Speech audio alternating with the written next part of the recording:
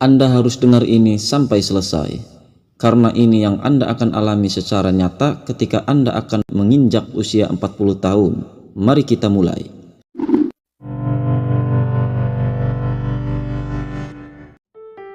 Pada akhirnya kita akan menua. Ketika kita dikasih umur oleh Allah Subhanahu wa Ta'ala, pada akhirnya kita harus makin dewasa dan bijaksana. Karena zaman itu terus berubah, pada akhirnya akan terjadi penyesalan bila kita tidak tahu apa yang terjadi ke depannya dan ketika kita alami semua itu. Tapi ketika kita terus belajar, kita akan siap dengan semua yang mengatakan yang terjadi di depan kita nantinya.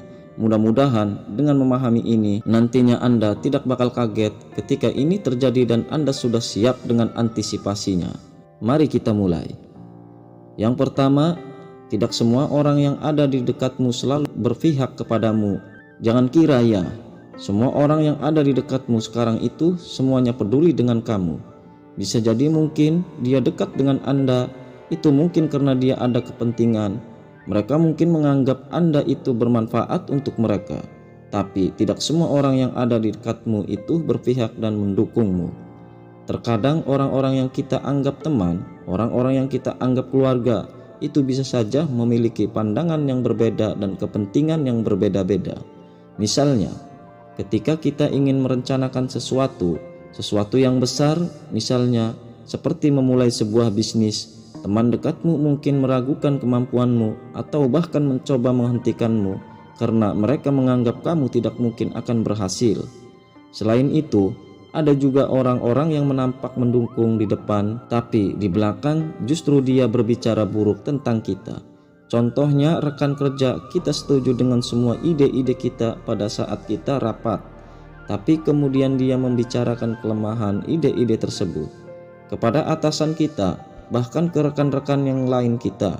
Ini menunjukkan bahwa kedekatan fisik atau hubungan personal tidak selalu berarti dukungan yang tulus. Maka penting sekali kita untuk mengasah diri kita sehingga kita selalu percaya dengan diri kita sendiri dulu.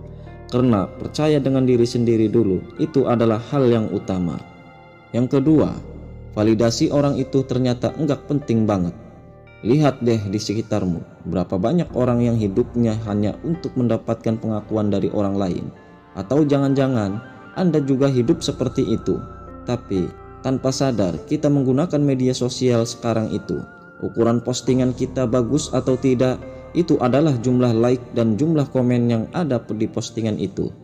Akhirnya semua cara kita pakai, bahkan sampai menjatuhkan harga diri kita, bahkan harga diri keluarga kita pun kita rela menjatuhkan itu.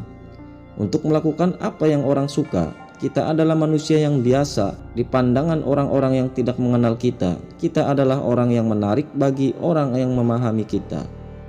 Kita adalah orang yang istimewa di pandangan orang-orang yang mencintai kita. Sebaliknya, kita adalah orang yang menjengkelkan bagi orang-orang yang penuh kedengkian terhadap kita. Kita adalah orang yang jahat di dalam tatapan orang yang iri kepada kita.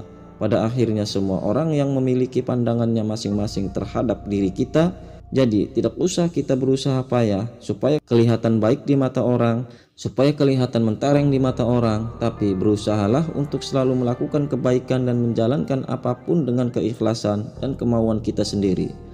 Lebih baik dibenci karena kita menjadi original kita daripada kita harus disukai tapi kita menjadi copy pastenya orang lain. Hidup itu terlalu singkat hanya untuk menuruti kemauan orang lain. Hidup harus hidup dengan kemauan kita sendiri. Ketika kita bahagia dan kebahagiaan itu datang dari pengakuan orang, maka percayalah, bahagia yang kita dapatkan itu adalah kebahagiaan yang sementara. Tapi ketika kebahagiaan itu kita dapat dengan original kita, maka percayalah aja bahwa itulah kebahagiaan yang sesungguhnya. Terima kasih.